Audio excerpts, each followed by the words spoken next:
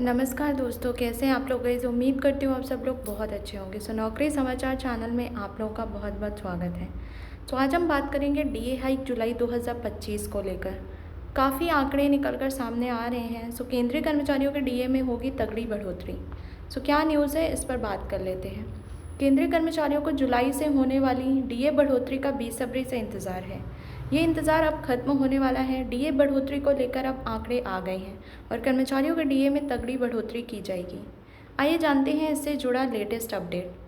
केंद्र सरकार की ओर से कर्मचारियों के डीए में साल में 2 बार डीए बढ़ोतरी की जाती है। इस साल की पहली छमाही यानी जनवरी से लेकर जून तक के लिए सरकार ने पहले ही बढ़ोतरी कर दी थी।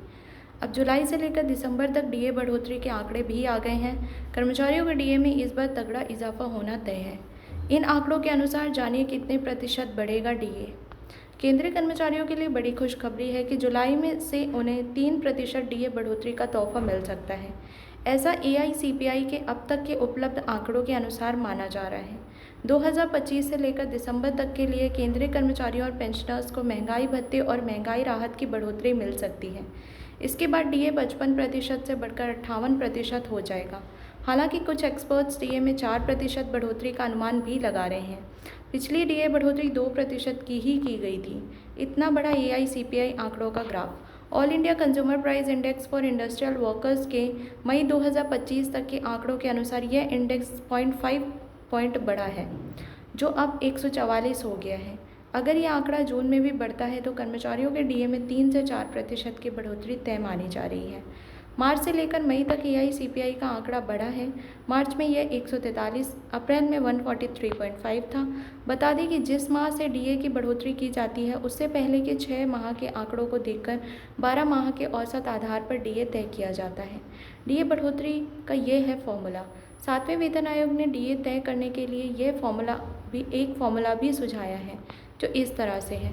डीए प्रतिशत इक्वल्स टू पिछले 12 महीनों का सीपीआई IW औसत into 261.42 bracket divided by 261.42 into 100।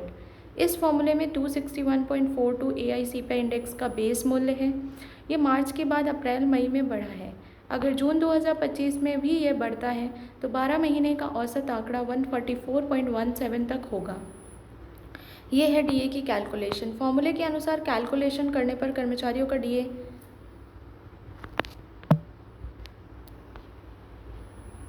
55% से बढ़कर करीब 58.85% बनता है। इसे राउंड फिगर में 59% किया जा सकता है। इस हिसाब से डीए में 4% तक की बढ़ोतरी हो सकती है।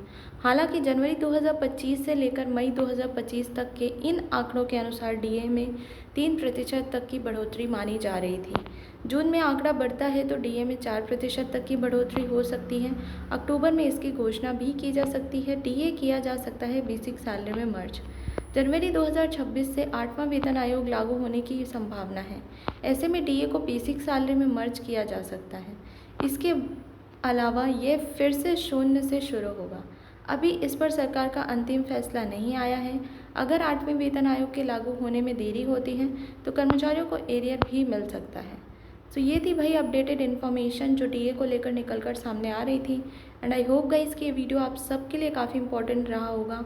और भी ऐसी वीडियोज़ के लिए आपको क्या करना है, चैनल को सब्सक्राइब कर लेना है और ज़्यादा से ज़्यादा लोगों तक शेयर करना है। तो चलिए मिलते हैं अगली वीडियो में। जय हिंद, जय भारत।